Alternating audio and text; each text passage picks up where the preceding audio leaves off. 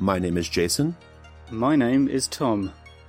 And this is Fear of a Black Dragon, an old-school RPG podcast. And in this episode, all the scars are on the inside as we trek into the Ultraviolet Grasslands.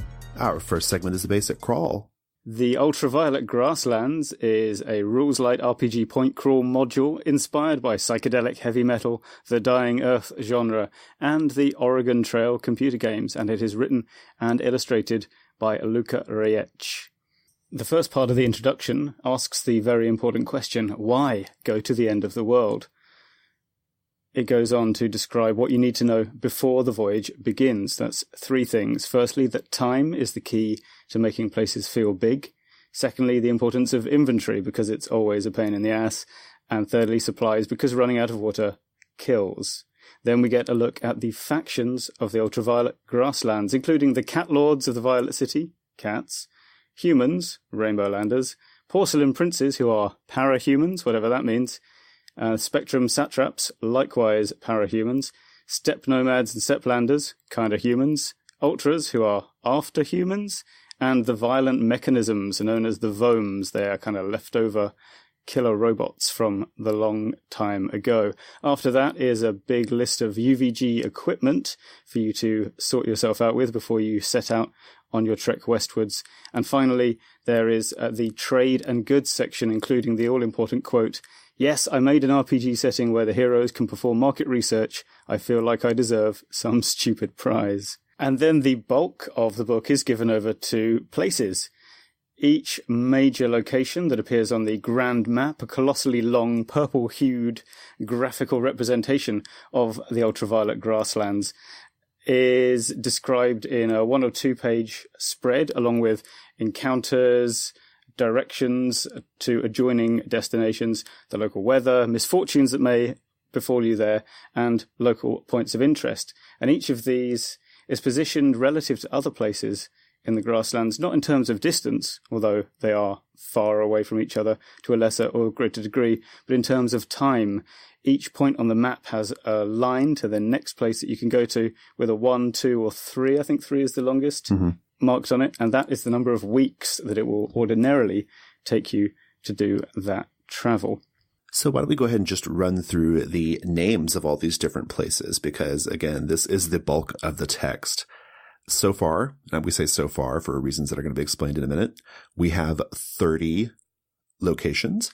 They are the Violet City, the Low Road and the High, Steppe of the Lime Nomads, the Porcelain Throne, Potsherd Crater, Trail to the Grass Colossus, the Grass Colossus, the Last Sarai, the Waystone Graveyard, the North-Facing Passage, the South-Facing Passage, Fallen Umber, Long Ridge, Behemoth Shell, Serpent Stone Marker, Moon-Facing Ford, Near Moon, Three Sticks Lake, Spectrum Crossing, the Refracting Trees, the Ribs of the Father, the Cage Run, Spectrum Palace, the Iron Road, the Ivory Plain, Dead Bridge, Dark Light Passage, the Endless Houses, the Forest of Meat, and the Black City, also known as the Omega, the Last City.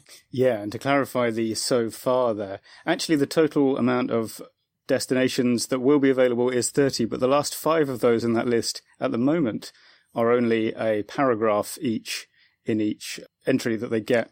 But they will be expanded in the near future, and Luca has kindly updated us with what's going to happen next. So at the moment, what you can get is a free introduction that's available on DriveThruRPG. That's about 10,000 words and has loads of random encounter charts and the big map in it, helpfully split up into separate pages for people who need to print on actual paper instead of just scrolling down a gigantic JPEG on a screen, although that is, for my money, the best way to view it. Then there is the full UVG, if you will, which has so far been updated 13 times. It's available on his Patreon. That is about 50,000 words of the setting with 25 locations all written up already, about 80 smaller locations and loads of NPCs, tables, and art, subject of which we will definitely be getting onto shortly. The final version of UVG is expected in August of this year. That's 2018 if you're watching watching, if you're listening far into the future, or indeed from the past through some kind of time travel audio device. And that will have all 30 written up, enough content for, Luca reckons, the PCs to spend over a year voyaging into the Outer West. And then the final UVG, which will be out in around October, is going to be a fully laid out print-on-demand book and PDF combo. And that will probably get, I think he's planning a kind of Kickstarter to fund editing and a bit more layout stuff for that. But what you can get right now is the free preview. And if you sign up to be a Patreon backer, you can get Update 13, which has 25 complete entries. Fantastic. Well, let's talk about our experience with UVG. I have only read it. Right. Well, I ran 3 sessions of it using the campaign framework of looking for keys to travel to the stars to bring the ancestors back from space to avenge terrible things that are happening to your people here on Earth. And that was 3 sessions using Apocalypse World 2nd edition. So that was pretty good. Probably more compressed than I think most people will use it for, but still we got a good distance along the trail all the way out to the Grass Colossus. So pretty good. Awesome. Well, let's talk about things we liked. There is a lot to like here. I was delighted reading this text. I'd actually never heard of it until you proposed doing it for Fear of a Black Dragon. And so I went in like just completely blind, like not knowing anything about it. And I was just floored by how great it is. My favorite part, though, has got to be, and this is a bit nebulous, so I apologize, listeners, but my favorite part has got to be just how much of this book simply wants to be experienced.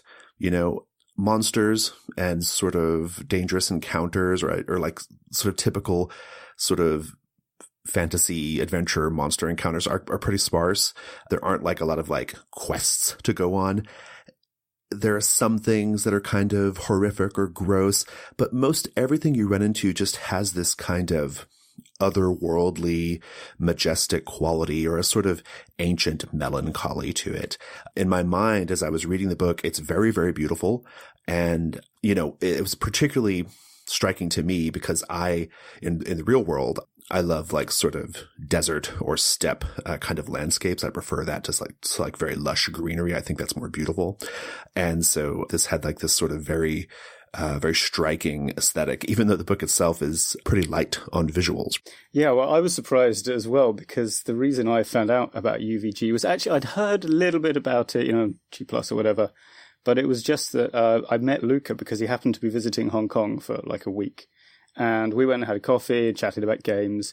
And in that way that one does when you talk to other gamers, they're like, oh yeah, I'm working on this thing. I'll send you the PDF. And so I was expecting essentially a kind of a Word document that had been output to PDF and it like would just be a work in progress. And then I got this completely watercolor illustrated, not a tome. That makes it sound like way fatter and more unwieldy than it really is, but just like a real, work of art basically. And it's just, the art that is in there as well is so wonderfully, I was going to say psychedelic, but that makes it sound like weirder and sillier than it really is. Yeah, I don't think it is. No. That's not what I think I know where you're going with that though, because even though the art that's actually in the book is not what I would call psychedelic, like it doesn't look like something from the, 60s or 70s or whatever, right? Or necessarily, right? Like, weird mind-bending colors or whatever.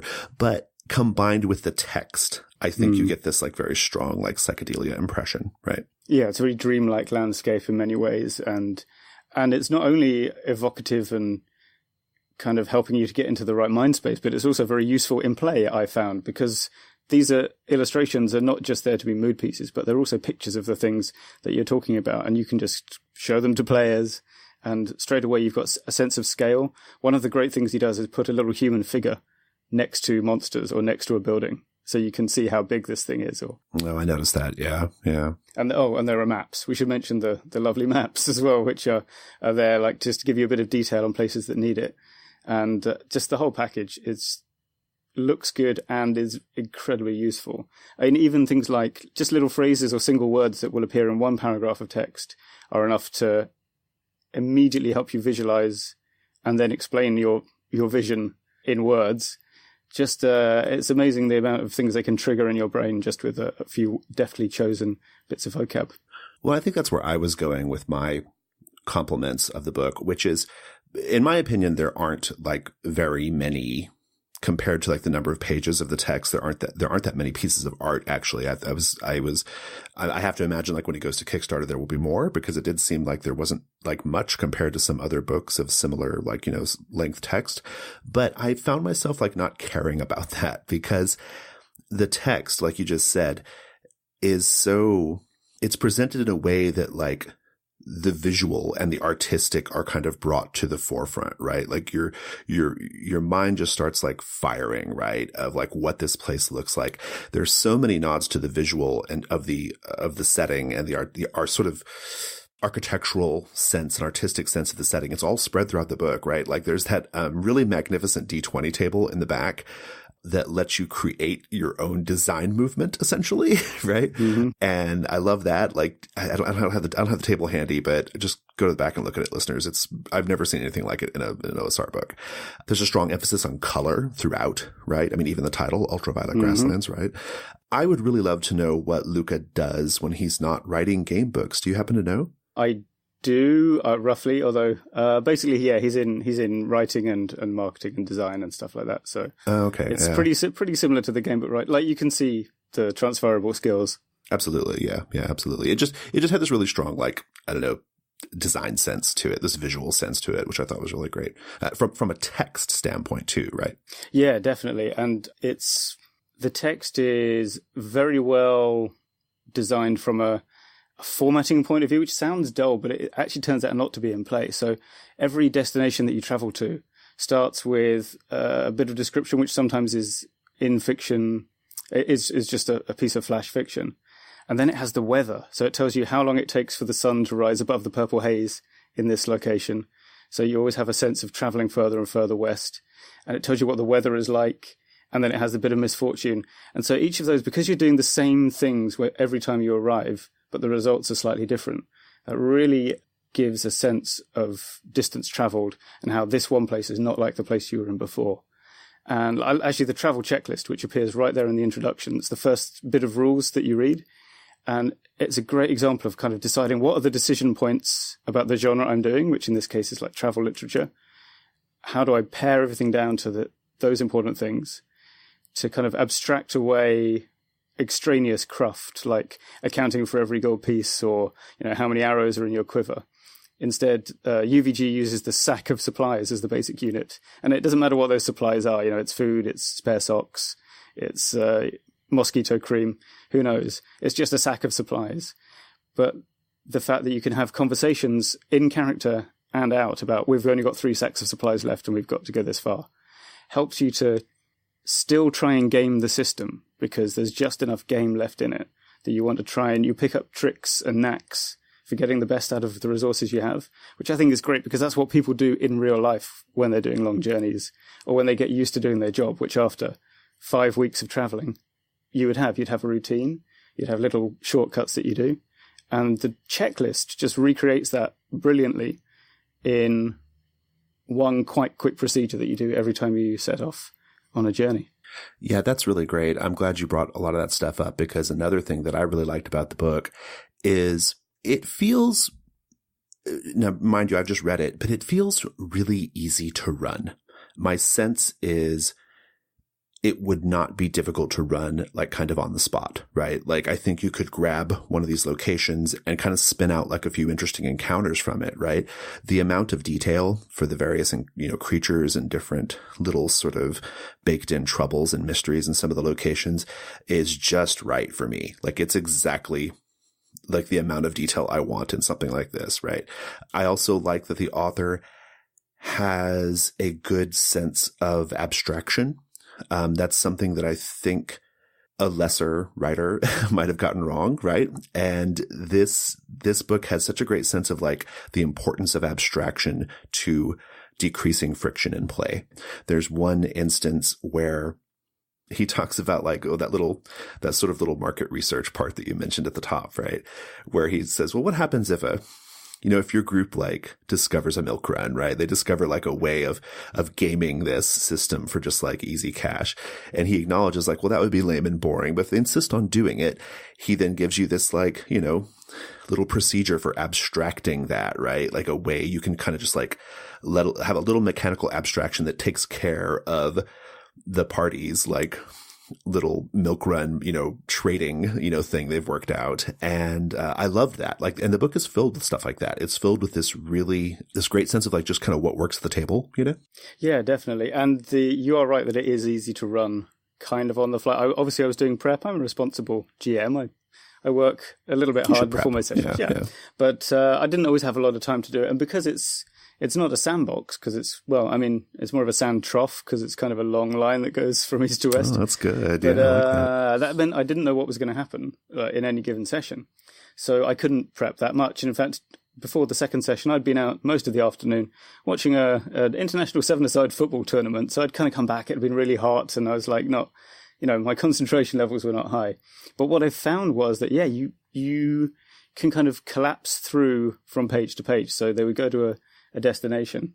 And the example they ended up visiting, I think, in session 2 was the glass house of a dead merchant prince, which is a cool kind of abandoned 1960s modernist style villa. Yeah, I was to say, it looked really like mod. Yeah.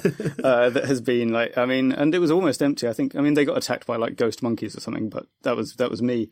And what I found was like, I started reading, and they went to that, and I started kind of reeling off things, description from the capsule description in the bigger location. And it wasn't until we'd got about halfway through their voyage their little journey to go and investigate that I realized, wait, there's an entire multi-page write-up of this in the back of the book because it's a detailed location. So I was able to kind of flip there, ignore the bits that contradicted what I'd already said, and just use that. And similarly with the main body locations, I found that if I was running out of ideas, go to the next section in the destination write-up, and it's got NPCs that you can have them meet. It's got little adventure scenes or little scenes that happen there. And it's just right there. So you start at the start, kind of get all the juice you can out of that bit, and then keep moving on until something catches your eye. And it worked perfectly. It was just really, really painless. Awesome. Yeah, that's great. One last thing I'll say that I really loved about the book, just a terrific use of language. There are numerous words in the text that, as best I can tell, are entirely made up, but they're just similar enough to real words that, along with the sort of context they're given in, you can figure out what they mean, and they make a lot of sense. Did you run into that, like when you were reading it? Oh, yeah, definitely. Although I think I would say that there are a few sort of sci-fi building materials that get mentioned, which are easier to understand when you read the word. But if you say them on Google Hangouts, the players may not necessarily know what you're on about, so you have to backtrack and explain a bit. But generally speaking, I found it was just, it's that playing with language to make compound concepts that work. Yeah. It reminded me of, well, honestly, I think the best series of books that have ever done this is probably the Harry Potter books, right? The Harry Potter books are really good at like using sort of compound language and sort of like strange Latin, like twisty versions of Latin to like create words that make a lot of sense just when you read them, right? Even though they are not real words. And I just love that. I thought that was I think it's one of the things that made the text kind of a pleasure to read. I should give an example too. The one that like I read the entire paragraph, understood completely what it was referring to and what it meant. And then it occurred to me afterwards that it used a word quite prominently that is not real called Magiactive. That's Magiactive, Magiactive. And in the context it was being used in, which was, as I recall, something like these wizards who were using power to like preserve their life force or something.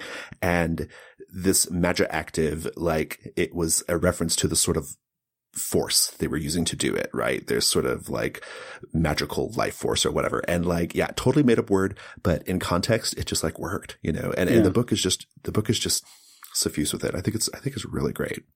Tom, what else did you like about this? Anything you want to say before we go to the next section? Let me see. Oh, yeah.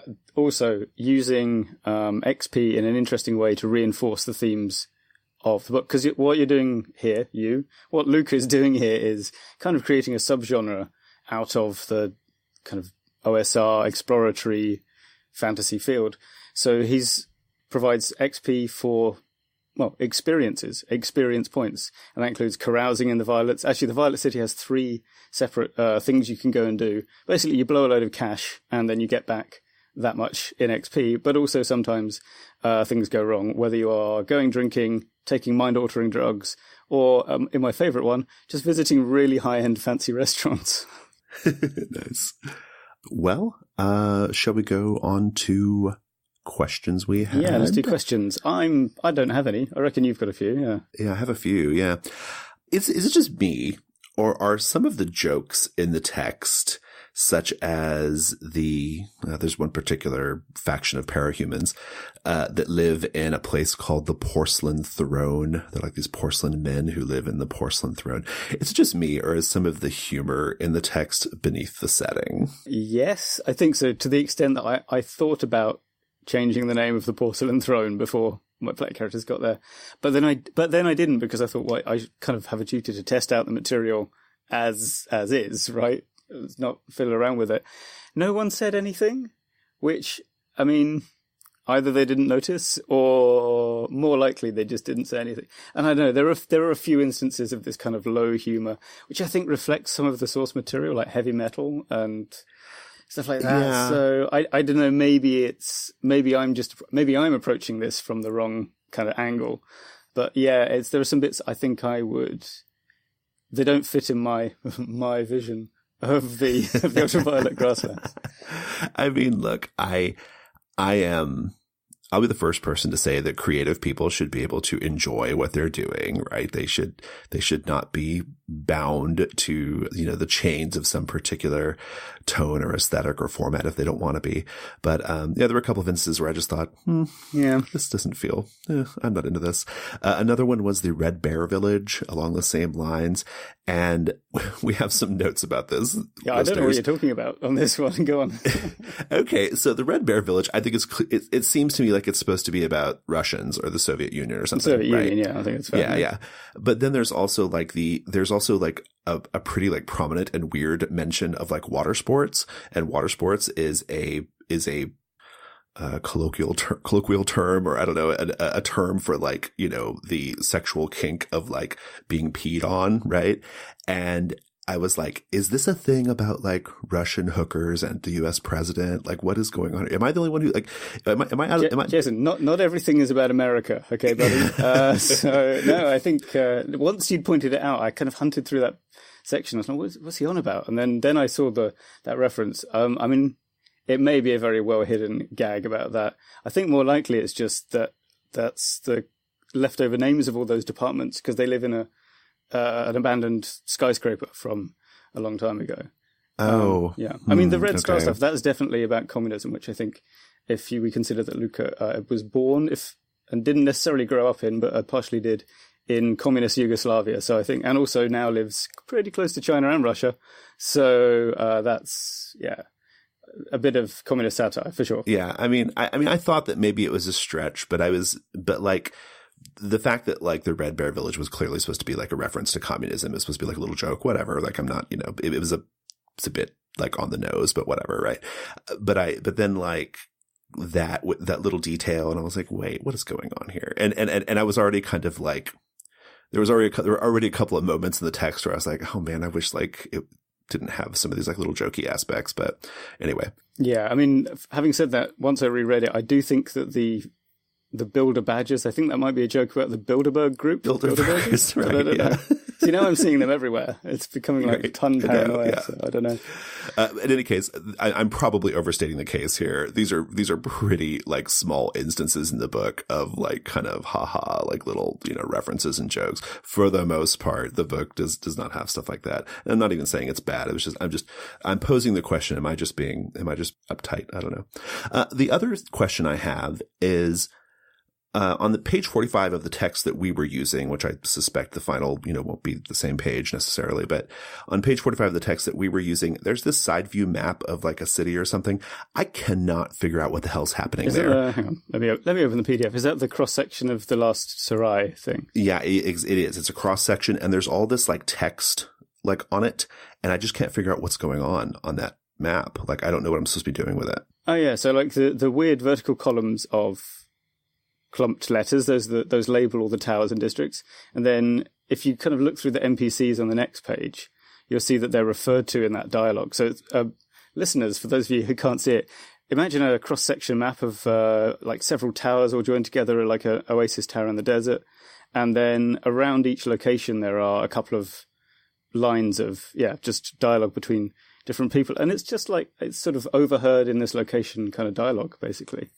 So it's sort of things you might hear. I think is the idea, a bit of random dialogue for NPCs. Okay, cool. I can get behind that. I don't know how useful that is on the table, though. I think it's more like a kind of mood-setting art piece than... I mean, the map itself is useful, but the dialogue, I'm not too sure. Yeah, I think that's what's going on there. Awesome. Let's go to the chain lightning round. All right, Tom, you can start. Okay, yeah, chain lightning. Mine are all things I liked but did not use in my game. And my first one is one of your previously mentioned excellent coinages. At the Black City, we learn that when you go near it, hair stands on edge with the background electromagnificent radiation. I love the section near the beginning that we've already mentioned before, but it's called Why Go to the Ends of the World. It contains some suggestions for like why the party or the caravan might be making this journey. And I really love it because so many of them are quite creative and they go beyond the bounds of what, so many old school assumptions about just like, treasure hunting, right? So I thought that was pretty great. Near Three Sticks Lake, I like the invisible, dangerously sharp sky bridge, which is a translucent 3-mile razor of stuck force that arcs over a river valley with no handrails on either side, and you can't see what you're actually walking on. I mentioned that there weren't too many, like, over-the-top gross things in the book, but here's one of them. The Emperor of Humanity, an NPC, I guess, that is described as a pulsating, half-mad clump of bones, brain, and clattering teeth kept together by machines.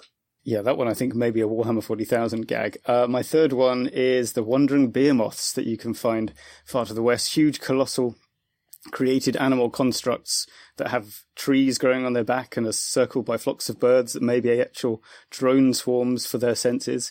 And they just have the simple one-word tag, majestic.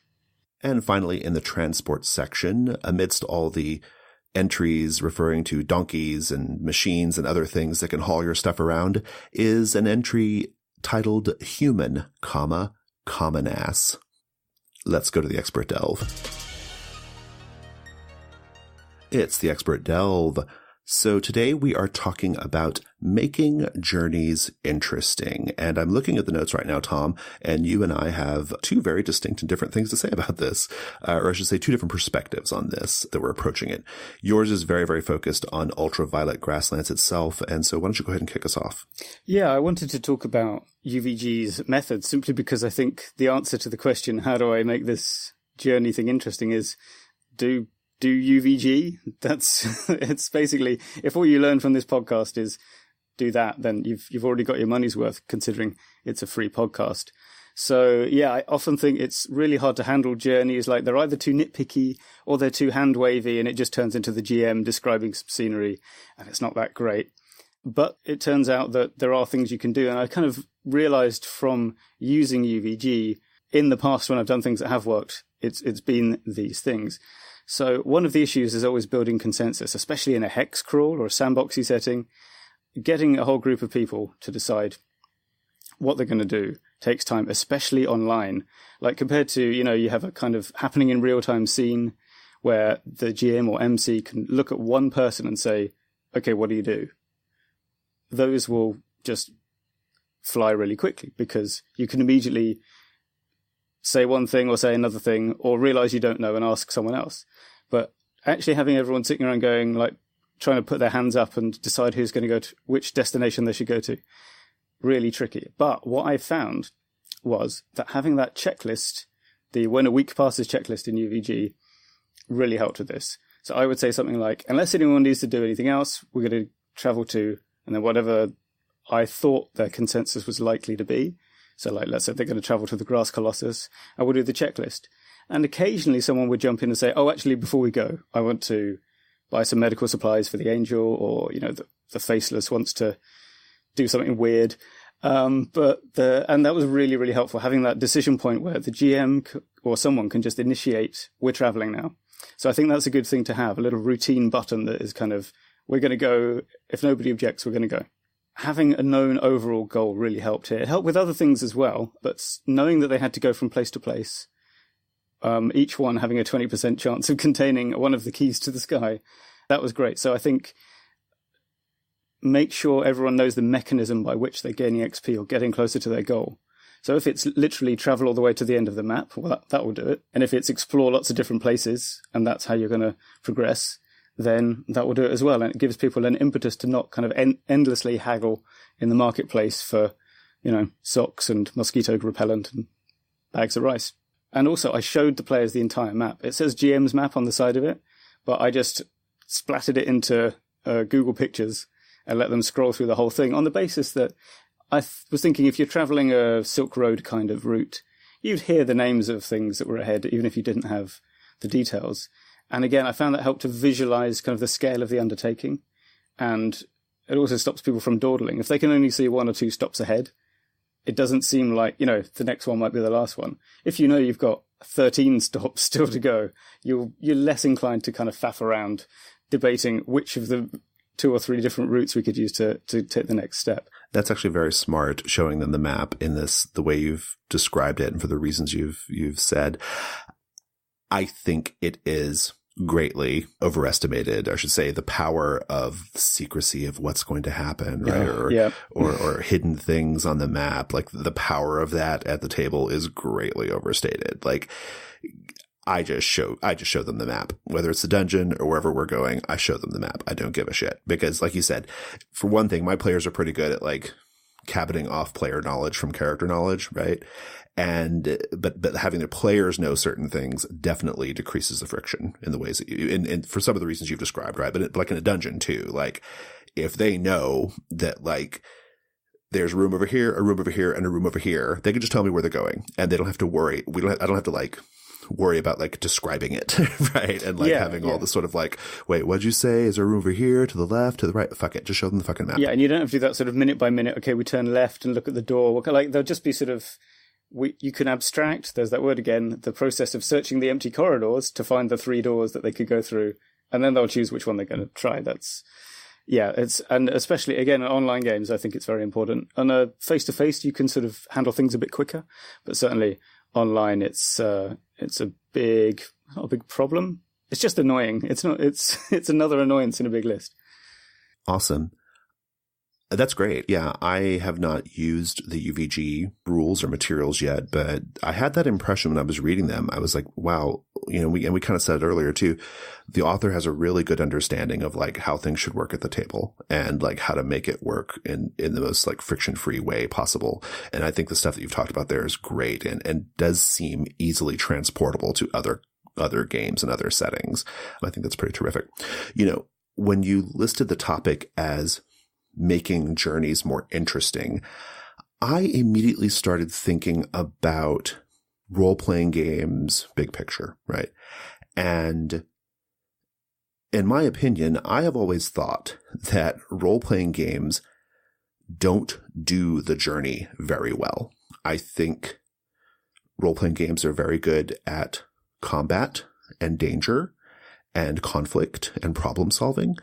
But role-playing games aren't good at what I consider to be the fun parts of the journey, right? And when I say the journey here, I mean like those liminal sort of between the big action set pieces moments, right? Like that's what I'm talking about. Or like in this case, the moments between your points on your point crawl, right? That I think is never handled well in role-playing games. I love seeing, like in fiction, I love seeing the characters bond or learning to live with one another, right? I love that, and I think role-playing games aren't good at it. I love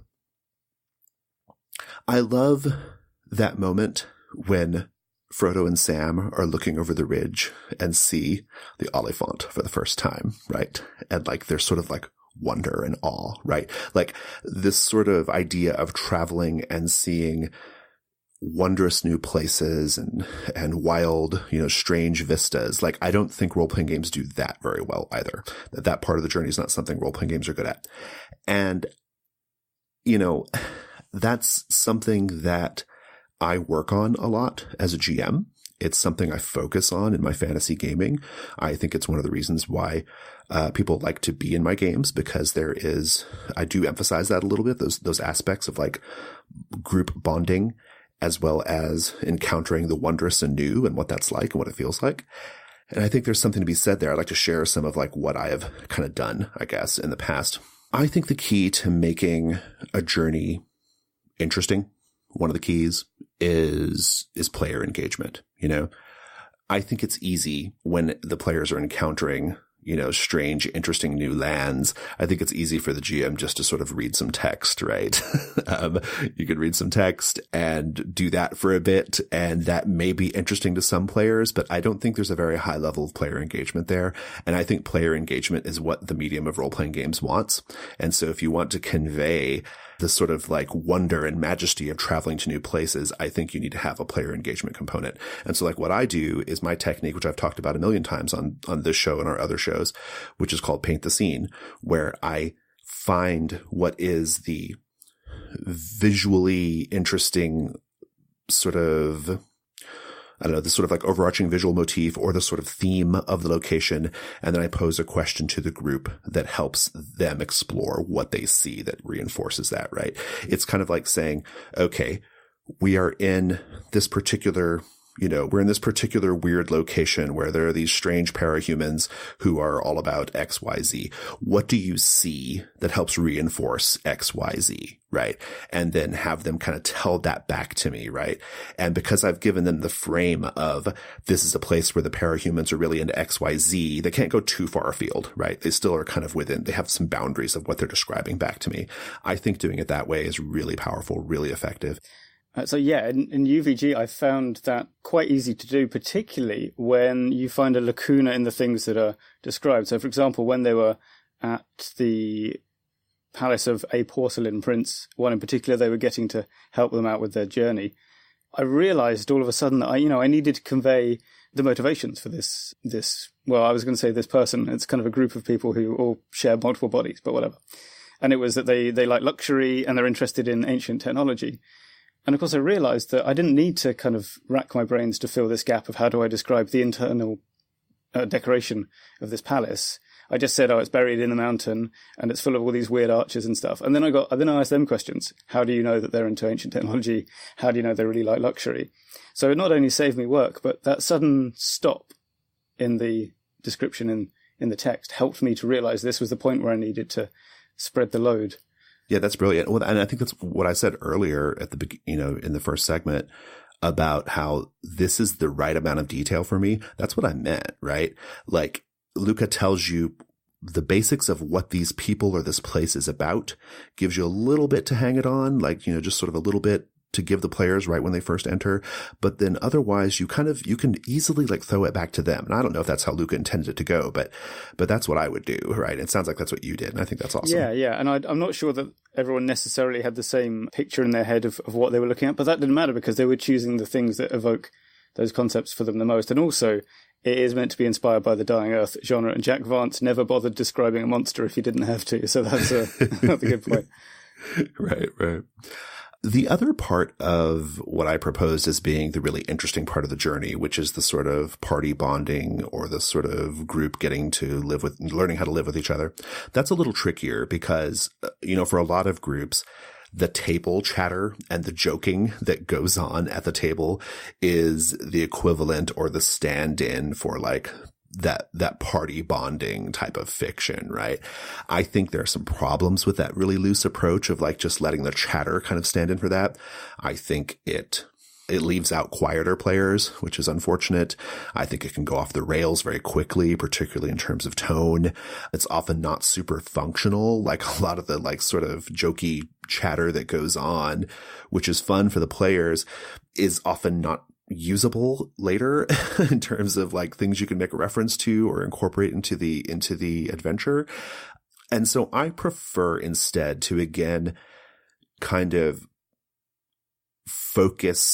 have some focused questions that I pose to the players. I think targeted questions to get them kind of thinking about their place in the group, in the party, in the caravan, and their opinions of the other characters. I think that's a good place to get the players' headspace, right? Like start posing these questions, these targeted leading questions that get them thinking about their character and their role in things and their opinion of things. I think that again, it goes back to player engagement. I think that's how you create a really high level of player engagement on this particular point of running a game, right? I ran Tomb of Horrors, or I began running Tomb of Horrors last week. We're using World of Dungeons. And they haven't gotten to the Tomb of Horrors yet. They were just doing the journey to the Tomb of Horrors. But this journey, I had it divided up into 3 segments, right? It was essentially like kind of like a 3-point crawl linear thing, right? Journey through a nasty swamp, journey through some crystal caves, and then the dreadful village of Dunget, right? And what I did at this point, we didn't really know the characters very well, right? Like we had just kind of a real sketchy idea of what these characters were about. But what I did was, okay, so we get to the swamp. I have them tell me some things about the swamp through the lens of why is this such a miserable journey? Like the swamp sucks. Tell me why. And then I ask them questions about the other characters that I thought would reflect the headspace given like they were in this very uncomfortable swamp environment. And the question I asked of everyone was, tell me something that each of your companions does that drives you crazy. And if they do it one more time, you're going to wring their neck, right? And it was good, right? Like we then started to learn a lot in very short order about what each of these characters was all about, what they valued, and what they thought of the other characters. And then later, when they got to the Crystal Cave part where it was suddenly cooler and more comfortable, I then asked them, hey, tell me something about each of your companions that is surprisingly endearing or that you like about them, right? And then we got that sort of other side of the coin. This is a variation of something I've been doing in Dungeon World for years, but I liked it because it, by the time we got to the village of Dunget, this is only an hour or 2, right, of play. But by the time we got to the village of Dunget, it felt like these characters had been together forever, right? Like it felt like they had been together for like months, and I think my method is pretty powerful in that way. Yeah, with UVG, I found that simply using the why go to the end of the world prompts at the beginning helped a lot because, at first glance, you might think that some of them are maybe a little bit weak because they're not do or die. They're not kind of save the world. They're not, you have to be here. They're things like trading or you're just going on a holiday, basically. Or in our case, it's effectively a kind of religious pilgrimage. You're looking for a way to contact your ancestors. But I found that this having a task that you all have to do together was very helpful, or rather that you have to work on together if it's going to get done. That was important. It really helped to create a kind of, not necessarily solidarity, but a unity of direction that often isn't present. You mentioned using table chatter as the substitute for, characters bonding. And the reason that it can be weak is because it's literally just, there's no pressure on it. We're just playing D&D. We don't have to be here. And, one of my white whales in RPGs is that I've never found a game that really recreated the sense of being on a crew that I experienced in my first job after university, which is I worked on a ship for like just a few months, but it's a real, and it's, it's not like bonding with your white-collar office mates. It's stuff like, tying ropes that your crewmate then has to go and risk, depend on to not fall 20 meters from a mast, that kind of thing. And that's a real kind of bond that you struggle to recreate in a game. I didn't find it in UVG either. But, it's just throwing it out there if anyone's got any design ideas. But what I did find was that because it was a sort of quest that characters had differing degrees of commitment to, as well as ideas about how to achieve, it became very interesting, especially by the end of the first session and, the last 2. Some kind of decided they didn't really want to continue. It was too hard. Some had been brought on. They weren't members of the ethnic group that were undertaking the pilgrimage, but they became more involved in it. And it was very interesting to see how that changed. And I was entirely prepared for the whole group to just go, do you know what? Forget it. This isn't worth it. Because I think that if that had been the ending, that would have been, just as good and kind of more amazing than actually seeing it through to the end. What happens if you go on a big long quest and you just go, we can't do it. We have to stop here and kind of make something for ourselves instead.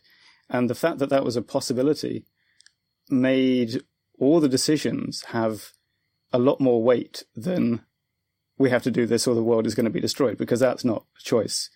That's just a compelled action.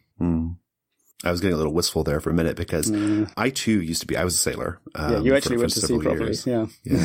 I was a sailor for several years, and you're right. Like, there's something about the particular type of camaraderie that takes place on a ship, combined with, if you're the sort of ship that goes to fantastic ports of call, right? Combined with like the sort of seeing new and interesting places. It's the kind of thing that is difficult to replicate and capture in a role-playing game. That's what I said at the beginning, right? Like, the role-playing game would be very good at like ship-to-ship combat, or like the procedures for safely going alongside another ship, but it would be terrible at that other part, right? They're usually not good at those camaraderie moments, those seeing new sights moments. Fellowship of the Ring, the role-playing game is very, very good at the fight with the orcs and the troll in the movie, right? But not so great at, Boromir wrestling with with the hobbits, or, their little like play fighting, or the first time that, Gandalf lights his staff and we see the Hall of Moria or whatever, right? Like, I love to capture those moments, and so anyway, work on it. Yeah, listeners. I mean, UVG does have, there are simple mechanical things you can do that, while they don't actually kind of directly make it happen, they sort of set the tone so that at least in the back of your head, you realize that's what the game is about. In UVG, the scale of a week being the basic unit of time helps you realize how far you're traveling. A bit like in Pendragon, each session is a year. So after a few sessions, you realize, you've got older with the rest of your group. It gives XP for discovering new things. And that, like, okay, having some XP for discovering something new is not like, it's just some numbers on a piece of paper, but it does reinforce the idea that when you're going to new places and seeing wondrous things, you are experiencing something and growing. And it's like the sanity roll in Call of Cthulhu. It's not a great model of mental health. Right, but it changes the frame, right? Yeah. But it is scary, because every time you roll it, you might lose your character. Your character's getting closer to being taken away from you. So it is, in a very teeny tiny way, it is scary. And even if all the kind of subjective elements around you, like, you're running a horror scenario in the middle of an Irish theme pub with blaring top 40 hits on the jukebox, at least you've still got that dice roll, and that's still working. And in the same way, this kind of bigger time scale and the targeted XP for certain things does that. It has a baseline of the experience that you can at least rely on for that. Well, shall we move on to companion adventures? Yeah, let's do that.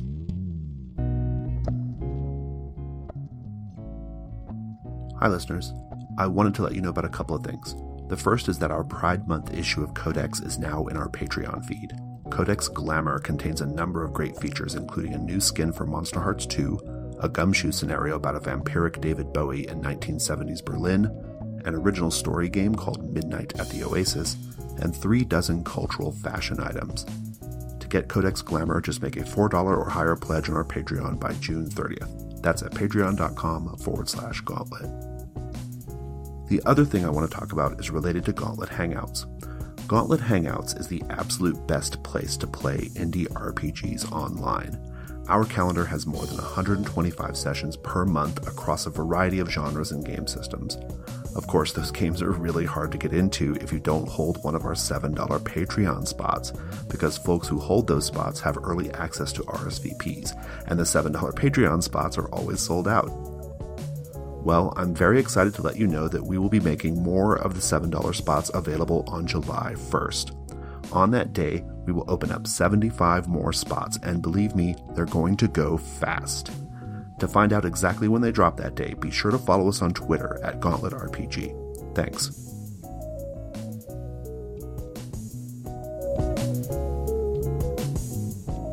It's the companion adventures. Why don't you start, Tom? Yeah, because I've got a load. Actually, the first one is kind of cheating, so it is totally cheating. It's cheating. Before our UVG game started, one of the players, Paul, who played Queenie the Faceless, assembled, based on Luca's AMA on Reddit, I think, and just his own inspiration, a 50-plus song Spotify playlist in excess of 5 hours duration. I have not listened to all of it because it's 5 hours long. But yeah, so we'll do the classic sticker link in the show notes for that one, I guess. But if I could do my own music recommendation, the first one I have is the Turangalila Symphony by Olivier Messiaen, which is kind of modernist-ish, I guess, orchestral composition done for, I think, the Boston Symphony Orchestra in the 20th century. And the composer described it as a love song, but what it's full of is all kinds of unusual sounding, I think, still relatively unusual sounding melodies and rhythms, and it just sweeps from one mood to another. It's a really epic, titanic, strange vistas kind of composition. It's about an hour and a half long as well, I think. So it's a real journey, much like UVG. Let's talk films. Honestly, I had just a couple. I think there are a couple of like really obvious film choices, but I wanted to throw in for Mad Max Fury Road, which is a great movie that anyone should watch just because, and I suspect most of our listeners have seen it. But I want to call out, there's a moment in Mad Max Fury Road where we see these like people who are kind of like walking on stilts, and we don't know exactly what their story is, but they're kind of walking on stilts and scavenging or something. And you got the impression in other parts of the movie as well that there are all kinds of like little cultures and ecologies that have sprung up all over this like barren land. And that feels kind of like what UVG is doing, right? Like it's got these little isolated pockets of strange culture and sort of, sights to see or whatever, right? Like I just like that. I thought amid all of its bombastic exploding car business and massive, like storms, that there was also this really interesting suggestion of a broader mythology, a broader world, which I really hope they explore at some point. Yeah, it has bits that are kind of color-coded as well, doesn't it? Because those still walkers sort of appear in blue, and the storm is kind of red, I think, if I'm remembering correctly. Yeah, you're absolutely right. Yeah, that's a great point, actually. My other film recommendation, I think the easy one is probably Heavy Metal, which I think you have listed down. Yeah, with reservations. It's not. I think it's clearly the inspiration for UVG in a lot of its parts, so you kind of have to see it if you haven't. But it's not a great. It's film. Not a good movie. Like no. 6 stars out of 10, maybe. Yeah, maybe. That's pretty generous. But I'm being generous, yeah. Another movie, which I also don't think is super great, but I think is probably appropriate. This is my alternative to Heavy Metal. It's probably Wizards from 1977. Not nearly as close a match, I don't think, but in the way that it meshes the fantastic with machinery and things like that, I think it's probably a pretty good fit. Yeah, it's really hard to find any film that sits squarely inside the UVG aesthetic. Even Heavy Metal has bits, because it's an anthology film, parts of it sit right there, and then it has a bit on a World War II bomber, which doesn't work, so it's not helpful. Yeah. So what I could say is I'll also provide a link to the Appendix N video playlist that I created before the game and shared with the players, and that has lots of music on it, but also clips from Heavy Metal, the Soviet film White Sun of the Desert, The Beast, starring Jason Patric, which is a pretty surprisingly good, relatively unwatched film about a Soviet tank crew getting lost in Afghanistan in the 80s. Mad Max Beyond Thunderdome I chose because it's slightly wackier than Fury Road. And Luc Besson's first film as a director, Le Dernier Combat, with Jean Reno as a real baddie. And, of course, I should also mention, I think if you're going to pick one contemporary-ish music album to listen to, it's got to be something by Blue Oyster Cult, and therefore it should probably be the one that has songs on the Heavy Metal movie soundtrack. So that's Fire of Unknown Origin. There was one that was actually written for the soundtrack, but it kind of told the story of an entire section of the movie in 5 minutes, so it got axed.